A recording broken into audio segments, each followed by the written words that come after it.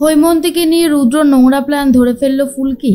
সম্পূর্ণ জানতে ভিডিওটিতে একটি লাইক করে প্রথম থেকেই দেখতে থাকো। গল্পের শুরুতেই দেখা যায় ফুলকি মনে মনে একটা কথাই ভাবতে থাকে যে দিদি আদৌ এই বিয়েতে সুখী আছে তো। পারমিতাকে সে একই প্রশ্ন জিজ্ঞেস করে আর বলে, দিদি তুমি এই বিয়েতে খুশি আছো তো? পারমিতা তখন বলে, ফুলকি মাঝে মধ্যে মনে হয় এই বিয়েটা না করলেই হয়তো অনেক ভালো হতো, কারণ আমার মনে হয় আমি অংশুকে না চাইতেই কষ্ট দিয়ে ফেলছি। ফুলকির এসব কথা শুনে তো অবাক লাগে আর বলে, দিদি এসব তুমি কি বলছো? পারমিতা বলে, হ্যাঁ আমি কোনো কিছু ভুল বলেছি বলে মনে হয় না। মাঝে মধ্যেই আমার তথা স্মৃতিগুলো মনে পড়ে যাচ্ছে আর অংশুর সামনেই আমি তথা তথা বলে চিৎকার করে উঠছি। আমি বুঝতে পারছি এটা অংশুর একদমই ভালো লাগছে না। আমার একটু সময় দরকার ছিল ফুলকি। তখনই ফুলকি বলে, দিদি জীবনের সময় সবটাই পাবে, তুমি একটু ধৈর্য ধরো, দেখো সব ঠিক হয়ে যাবে। আরে যখন আমার বিয়ে হয়েছিল তখন আমার মনে হতো যে আমি ভোম্বলদার সাথে বাড়ি বাড়ি সিলিন্ডার দিতাম, ওটাই আমার অনেক বেশি ভালো লাগতো। কিন্তু সময়ের সাথে সাথে আমি কি আর সিলিন্ডার দিতে যাই? আমার তো এখন এই জীবনটা অনেক ভালো লাগে। আর কালকের পর থেকে তো ফুলকি দাস অনেক বড় হয়ে গেছে। পারমিতা তখন বলে, বাপ রে, ফুলকি দাসের তো মুখে বুলি ফুটে গেছে পুরোপুরি। ফুলকি তখন বলে, দিদি তোমারও দেখবে এই জীবনটাই শুট করে যাবে, আর তুমিও আস্তে আস্তে সবার ভালো তখন দেখবে তোমাদের সংসার খুব ভালো চলছে।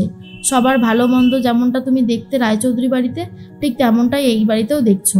আমি জানি তুমি দেখছো, কিন্তু তবুও বলছি যেটুকু মনের দ্বন্দ্ব রয়েছে সবটাই কেটে দূর হয়ে যাবে। এরপর পারমিতা বলে, তাই যেন হয়। অন্যদিকে রায়চৌধুরীর বাড়ির বেলটা বেজে ওঠে। দরজা খুলে দেয় হৈমন্তী, আর তখনই দেখে মন্দির থেকে প্রসাদ চলে এসেছে। এরপর মন্দির থেকে প্রসাদটা নিয়ে ঘরে যাবে খাবে। ঠিক তখনই জেঠুমণি বলে, এসব কতদিন চলবে? হ্যাঁ, এসব নাটক কতদিন চলবে? হৈমন্তী তখন বলে, মাস্টার মশাই এসব তোমার নাটক বলে মনে হলো? না না, তুমি আমাকে বলো যে এসব তোমার নাটক বলে মনে হলো? এমনিই তো মেজ বউয়ের পুরো পরিবার আমার পরিবারটাকে শেষ করে দিয়েছে, আর তারপরে এখন এই সমস্ত কথা বলছো? আমি আর সহ্য করতে পারছি না, এত অপমান আমি আর পারছি না সহ্য করতে। জেঠুমণি বলে, ভুল কিছু বলেছি বলে তো মনে হয় না। এরপর অরুণা আর ধানু এসে জেঠুমণিকে সামলাতে থাকে, আর জেঠুমণি তখন বলে, না না, আমি কিছু ভুল বলিনি, আমি যা বলেছি সেটা একদম ঠিক কথাই বলেছি। তখন অরুণা বলে, দাদা আপনি একটু শান্ত হন, এরকম রিয়াক্ট করবেন না। জেঠুমণি বলে, ডাক্তার জিজ্ঞেস করছে সব কিছু ঠিক আছে কিনা, আমি তো কাউকে মিথ্যে বলতে পারছি না, কিন্তু এই হৈমন্তীর জন্য আমাকে মিথ্যে বলতে হচ্ছে। আমার জন্য এটা কতটা কষ্টকর সেটা আমি খুব ভালো মতন বুঝতে পারছি। এর মধ্যে হৈমন্তী ঘরে গিয়ে নিজের সমস্ত জিনিসপত্র সুটকেসের মধ্যে ভরে নিয়ে চলে আসে। আর তখনই জেঠুমণি বলে, কোথায় যাচ্ছ তুমি? তখন হৈমন্তী বলে, আমি আর এই বাড়িতে থাকতে চাই না। এই বাড়িতে থাকলে যখন সবার এত প্রবলেম হচ্ছে, আমি এই বাড়ি ছেড়ে চলে যাচ্ছি। জেঠুমণি বলে, কোথায় যাবে তুমি? তোমার কি মাথা টাথা খারাপ হয়ে গেছে? হৈমন্তী তখন বলে, না আমার মাথা খারাপ হয়নি, আমি এখান থেকে চলে যাচ্ছি। এরপর জেঠুমণি আটকাতে চাইলেও আটকাতে পারে না। আর তখনই রোহিত বলে, জেঠুমণি চলে যাচ্ছে তো। আর তখন জেঠুমণি বলে, যেতে দে। জেঠিমণি চলে যাওয়ার আগে দরজাটা বাইরে থেকে আটকে দিয়ে চলে যায়, যাতে কেউ আটকাতে না পারে। এরপর রোহিত বলে, আমি বরং ব্যালকনি থেকে নামছি। তখন জেঠুমণি বলে, একদমই না, কেউ যদি ইচ্ছে করে যেতে চায় তাকে যেতে দেওয়াটাই ভালো। এরপর অনেকটা সময় হয়ে গেছে, কেউই বুঝতে পারছে না কোথায় গেল হৈমন্তী। তারপরই ফুলকি ফোন করে লাবুকে আর বলে, দি ভাই তোমার বাড়িতে কি জেঠিমণি গেছে? তখন লাবু বলে, না তো। এরপর ফুলকি বলে, ও তাহলে হয়তো মন্দিরেই গেছে, আমি না রাখছি বলেই কেটে দেয়। এরপর ফুলকি বলে, দি ভাইয়ের বাড়িতেও তো যায়নি, তাহলে জেঠিমা গেল কোথায়? এরপর জেঠিমা রুদ্রর গাড়িতে উঠে পড়েছে। রুদ্র যাওয়ার সময় জেঠিমাকে দেখেছে, তারপর নিজের গাড়িতে তুলে নিয়েছে। রুদ্র তখন বলে, আমি যদি সেই সময় দিয়ে পাস না করতাম তাহলে কি হতো বলো তো মা? আচ্ছা তুমি এরকম ছেলে মানুষই করলে কি করে হবে? এরকম ভাবে ছেলে মানুষই করো না। আর তখনই হৈমন্তী বলে, ছেলে মানুষই তো আমি করছি না, আমি কোনোভাবেই এটা মেনে নিতে পারছি না, এইরকম ভাবে তো আর চলতে পারে না, তাই না?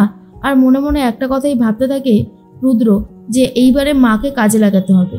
মাকে যদি আমি ঠিকঠাকভাবে কাজে লাগাতে পারি তাহলে রায়চৌধুরী বাড়িকে কিছুটা হলেও শেষ করা যাবে, বিশেষ করে মাস্টার মশাইকে। হৈমন্তী তখন রুদ্রর অফিসে চলে যায়।